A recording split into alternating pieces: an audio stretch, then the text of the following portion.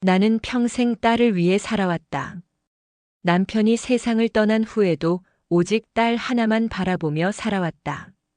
딸이 대학에 갈 때도 결혼할 때도 힘들 때도 나는 늘 곁에 있어 주었다. 나 자신의 삶은 뒤로 한 채 딸이 잘 되길 바라는 마음 하나로 버텼다. 그게 부모의 도리라고 믿었으니까.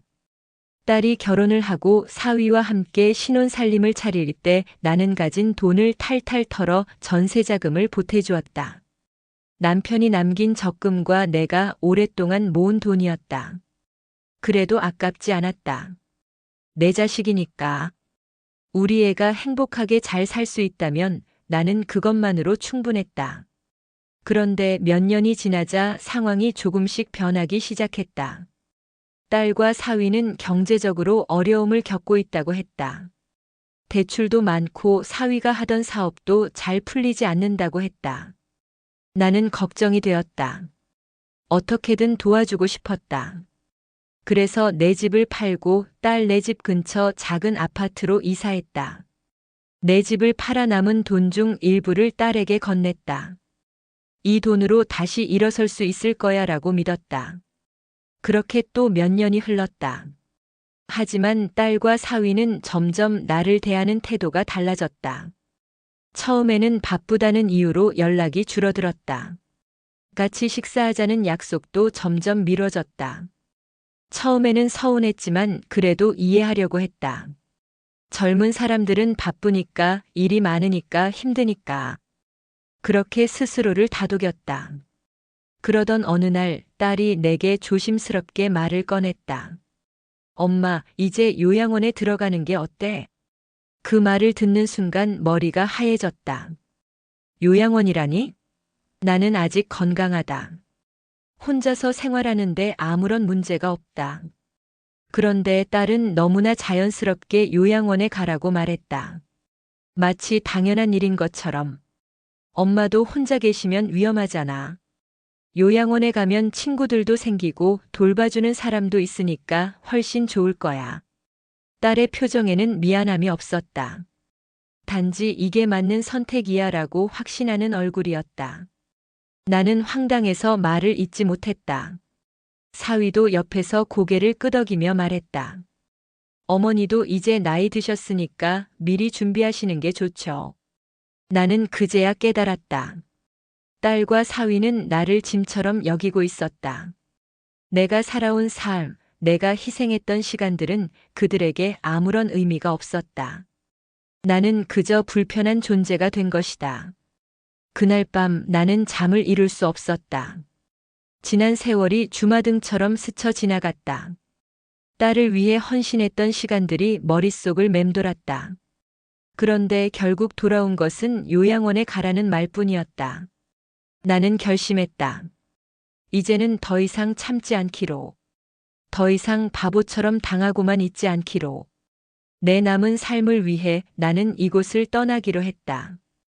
딸과 사위의 말을 들은 후 나는 믿기지 않는 마음으로 며칠을 보냈다.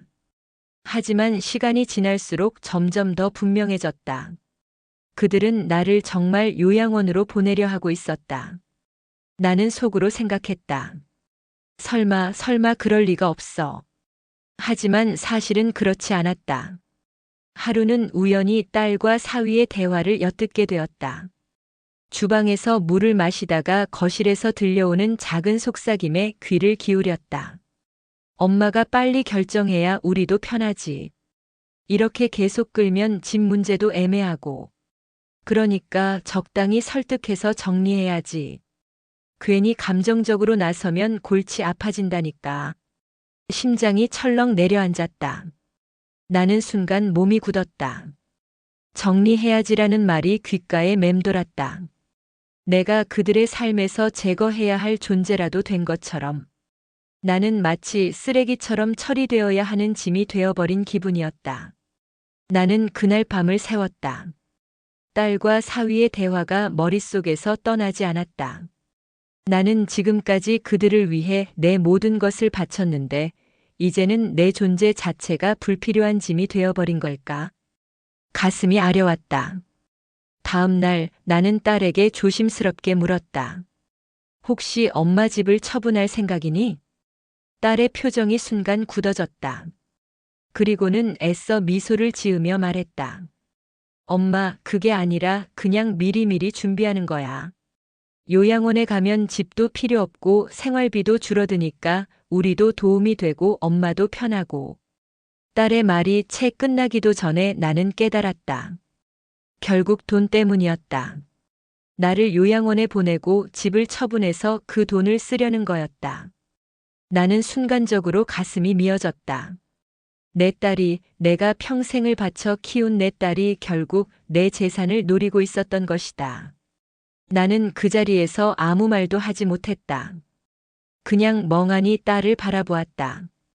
딸은 당황한 기색을 감추며 일부러 웃어 보였다. 엄마, 나쁜 뜻은 아니야.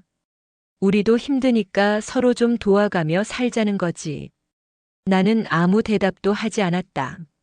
머릿속이 하얘졌다. 내가 이토록 사랑했던 딸이, 내가 희생했던 내 자식이 결국 돈 앞에서 나를 이렇게 내치는구나.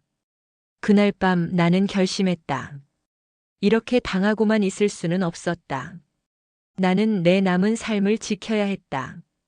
더 이상 딸의 꼭두각시로 살지 않기로 마음먹었다. 하지만 아직 나는 어떻게 해야 할지 몰랐다. 다만 한 가지는 분명했다. 나는 이대로 당하고만 있지 않을 것이다. 나는 더 이상 이 집에 있을 수 없다는 생각이 들었다. 하지만 아무런 계획도 없이 나갈 수는 없었다. 딸과 사위는 분명히 내 모든 재산을 손에 넣기 위해 꼼꼼한 계획을 세웠을 것이다. 나는 철저히 준비해야 했다. 며칠 동안 나는 일부러 아무렇지도 않은 척 행동했다. 딸과 사위가 무슨 말을 해도 마치 그들의 뜻을 따를 것처럼 보였다. 하지만 그 사이 나는 몰래 나의 예금 내역과 서류들을 정리하고 있었다. 그리고 변호사를 찾아갔다. 재산을 정리하고 싶어요. 변호사는 내 요청에 놀란 듯 했지만 나는 단호했다. 모든 재산을 내 뜻대로 기부하거나 보호할 방법을 찾고 싶었다. 더 이상 딸과 사위에게 휘둘릴 수 없었다. 자식이 있으시니 상속 관련 문제가 발생할 수도 있습니다. 특히 따님과 사위가 이 일을 제기할 가능성이 높습니다. 나는 이를 악물었다. 그래도 상관없었다. 그들에게 한 푼도 남기고 싶지 않았다. 나는 변호사와 상담을 마치고 돌아오면서도 긴장감을 놓을 수 없었다. 그동안 그들의 본성을 몰랐던 내가 바보였다.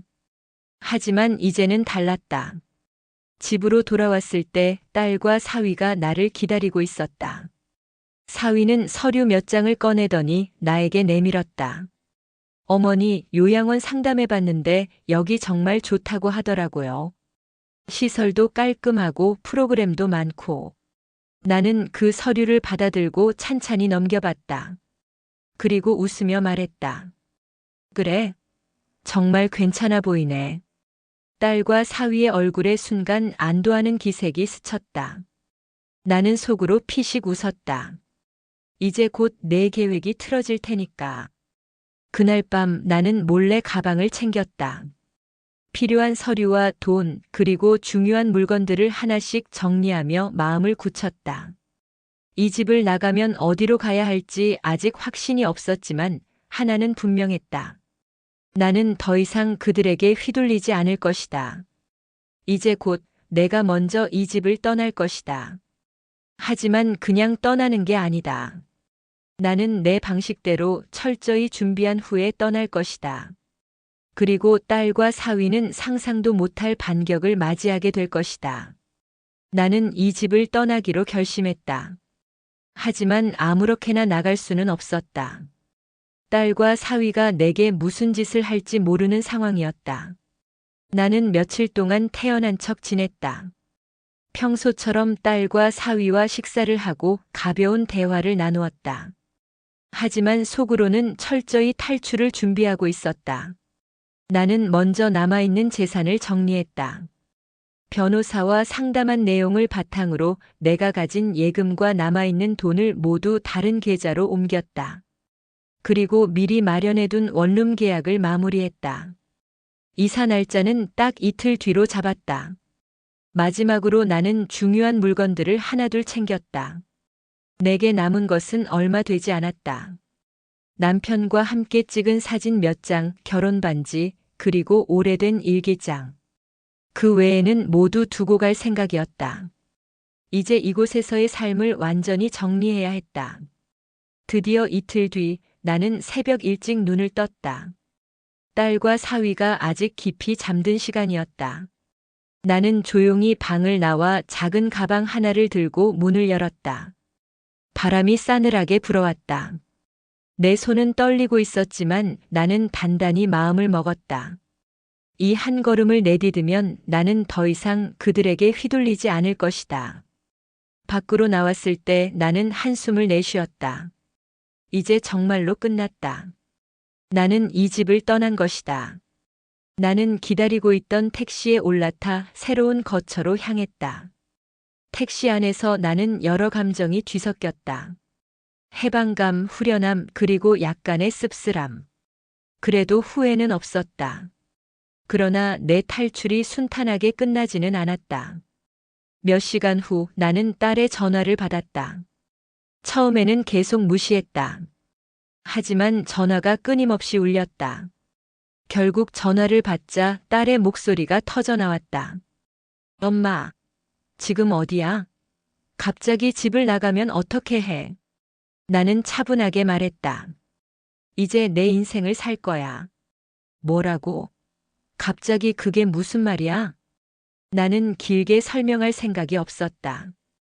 그들은 이미 내게 너무 많은 상처를 줬고 이제 나는 그들과 선을 그을 차례였다. 너희는 나를 원하지 않았잖아. 그러니 이제 나도 너희를 원하지 않기로 했어. 그 말을 남긴 채 나는 전화를 끊었다. 그리고 다시 휴대폰을 껐다. 이제 더 이상 과거에 얽매이지 않기로 했다. 나는 새로운 삶을 향해 한 발짝 내디뎠다. 이제 시작이었다. 집을 나온 지 하루 만에 딸과 사위는 내 거처를 알아내려 혈안이 됐다. 하지만 나는 이미 모든 연락을 차단했고 내 흔적을 남기지 않기 위해 신경 썼다. 새로운 곳은 작지만 아늑했다. 창밖으로 보이는 풍경도 마음에 들었고 무엇보다 아무도 나를 방해하지 않았다. 나는 오랜만에 온전히 나만을 위한 시간을 보내고 있었다. 그러나 딸은 쉽게 포기하지 않았다. 그녀는 아는 지인을 통해 내가 어디로 갔는지 알아내려 했고 심지어 변호사 사무실까지 찾아갔다고 했다. 변호사에게서 연락이 왔다. 따님이 찾아와서 어머니의 행방을 묻더군요. 하지만 고객님의 개인정보는 보호받아야 하니 안심하세요. 나는 한숨을 내쉬었다. 예상했던 일이었다. 딸은 내가 떠난 것이 단순한 감정적인 행동이 아니라는 걸 알아차렸을 것이다. 그리고 무엇보다 중요한 건 내가 재산을 정리하려 했다는 사실을 알게 됐을 가능성이 높았다. 며칠 후 예상대로 딸과 사위가 내가 살고 있는 원룸 앞까지 찾아왔다. 문을 두드리는 소리가 들렸다. 나는 조용히 서서 상황을 지켜보았다. 엄마, 문 좀 열어봐. 우리 얘기 좀 해. 딸의 목소리가 들렸다. 나는 대답하지 않았다. 하지만 그들은 포기하지 않고 계속 문을 두드렸다. 엄마, 우리가 잘못했어. 그러니까 제발 문 열고 이야기 좀 하자. 그제야 나는 문 앞까지 가서 낮은 목소리로 말했다. 너희는 이제 나한테 할 말이 없을 텐데. 엄마, 왜 그래? 우리가 미안하다고 했잖아. 나는 그들의 말을 들으며 미소를 지었다. 하지만 그 미소는 씁쓸한 것이었다. 이제야 미안하다는 말을 듣다니.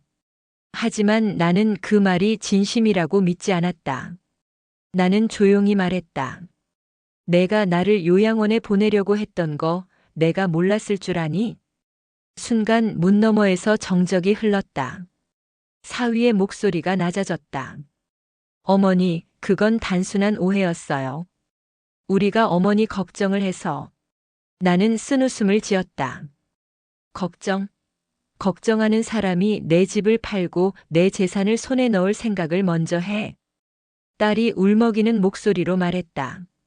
엄마, 그게 아니라 우리가 힘들어서 우리도 사정이 있었어.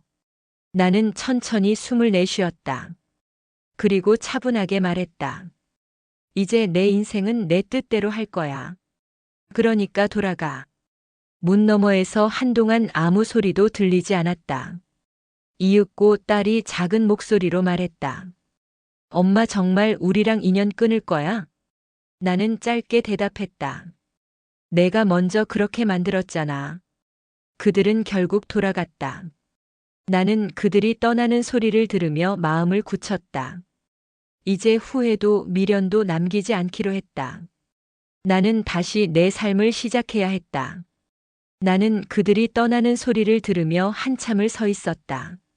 하지만 마음이 흔들리지는 않았다. 이미 모든 것을 깨달았고 후회도 미련도 없었다. 그 후로도 딸과 사위는 계속 연락을 시도했다. 전화, 문자, 이메일까지 보냈다. 하지만 나는 단 하나도 응답하지 않았다. 그리고 내 번호를 바꿨다. 이제는 그들이 나를 찾을 수 없을 것이다. 하지만 그들은 쉽게 포기하지 않았다. 몇 주 뒤 뜻밖의 일이 벌어졌다.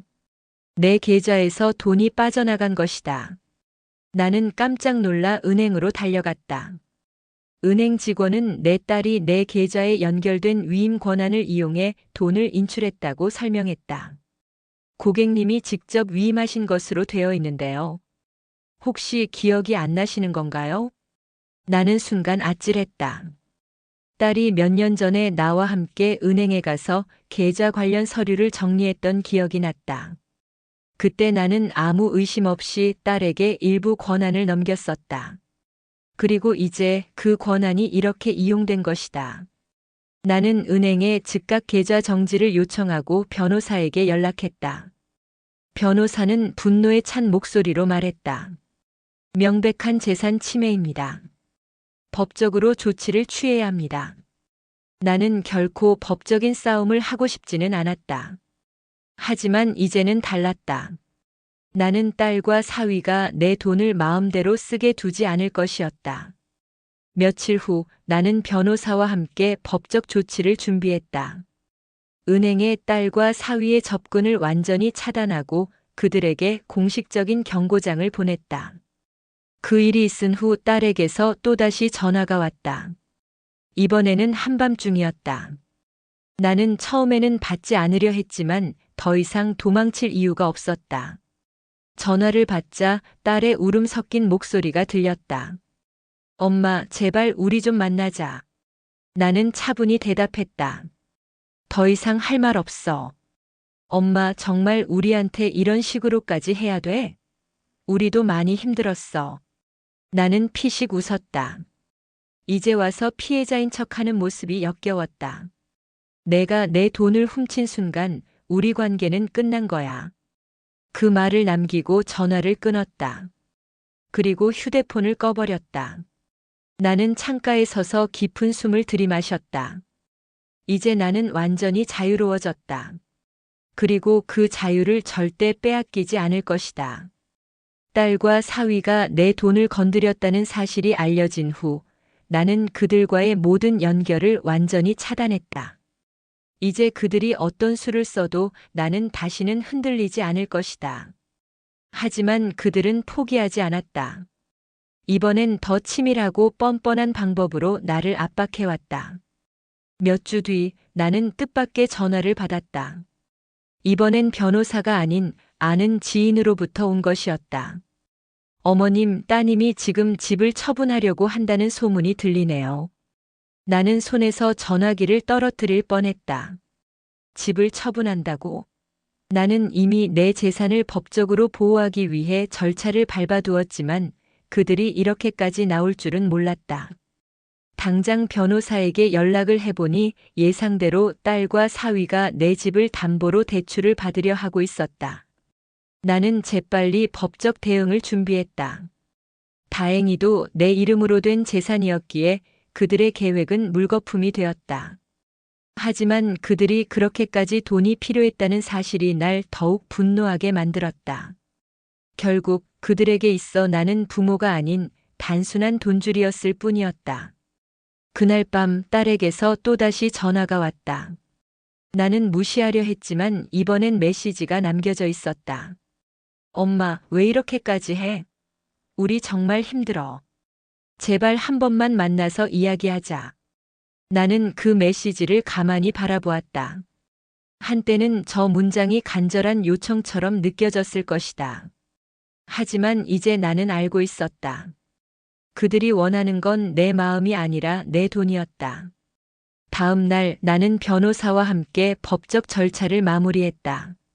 내 재산은 이제 완벽하게 보호받게 되었고 딸과 사위는 어떤 식으로든 손을 댈 수 없게 되었다. 그리고 나는 변호사를 통해 그들에게 마지막 경고장을 보냈다. 어머니께 대한 어떠한 금전적 요구나 압박이 더 이상 지속될 경우 법적 대응을 하겠습니다. 이제 모든 것은 정리되었다. 딸과 사위가 어떤 반응을 보일지는 모르겠지만 나는 더 이상 신경 쓰지 않기로 했다. 나는 이제 내 삶을 살기로 했다. 그리고 그것을 방해하는 모든 것을 철저히 단절하기로 결심했다. 나는 다시 내 방 창가에 섰다. 바람이 창문을 흔들며 부드럽게 불어왔다. 이제야 비로소 진짜 평온함이 느껴졌다. 나는 조용히 차 한 잔을 우려내며 오랜만에 평온한 밤을 맞이했다. 딸과 사위가 내 재산을 빼앗으려는 시도가 모두 실패로 돌아간 뒤 그들은 한동안 조용했다.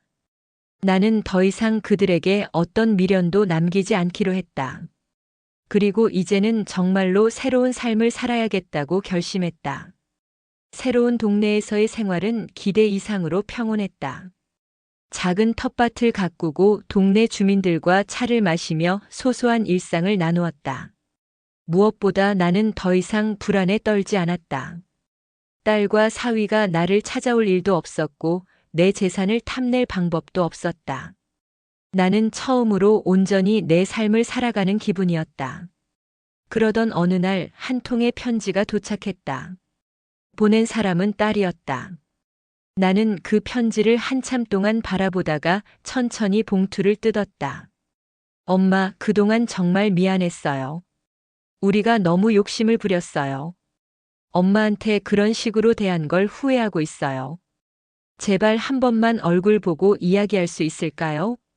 나는 편지를 내려놓고 깊은 한숨을 쉬었다. 정말 후회하는 걸까? 아니면 또 다른 수작일까? 이미 너무 많은 실망을 겪었기에 쉽게 믿을 수 없었다. 며칠 동안 고민한 끝에 나는 딸을 만나기로 했다. 하지만 이번에는 예전처럼 감정을 쏟아붓지 않기로 했다.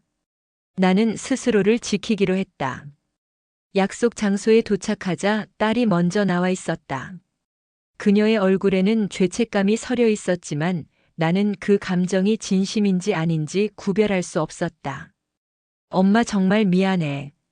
나는 그녀를 조용히 바라보았다. 그리고 단호하게 말했다. 이제 와서 미안하다는 말로 모든 게 해결될 거라고 생각하니? 딸은 당황한 듯 입을 다물었다. 나는 한숨을 쉬며 말했다. 내가 원하는 게 뭔지 정확히 말해. 딸은 눈을 피하며 힘겹게 말했다. 그냥 다시 엄마랑 잘 지내고 싶어서. 나는 피식 웃었다. 그리고 천천히 자리에서 일어났다. 나는 이제 나 자신을 위해 살 거야. 내가 정말 후회한다면 나를 다시 찾아오지 마. 나는 딸을 남겨둔 채 자리에서 일어났다. 내 인생에서 처음으로 나는 나 자신을 위한 선택을 했다. 이제는 오롯이 내 삶을 살 차례였다. 딸과 마지막으로 마주한 후 나는 더 이상 뒤를 돌아보지 않기로 했다. 이제 내 삶은 온전히 나를 위한 것이 되어야 했다. 나는 동네에서 새로운 친구들을 사귀고 요양원 봉사 활동도 시작했다. 더 이상 과거에 얽매이지 않고 하루하루를 의미 있게 보내기로 했다. 그러던 어느 날 뜻밖의 연락이 왔다. 이번엔 사위였다. 어머니, 저희가 정말 잘못했어요. 제발 한 번만 만나주세요. 나는 무시하려 했지만 그의 목소리에는 다급함이 배어 있었다. 혹시 딸에게 무슨 일이 생긴 걸까? 잠시 고민하다가 전화를 받았다. 어머니, 미안합니다.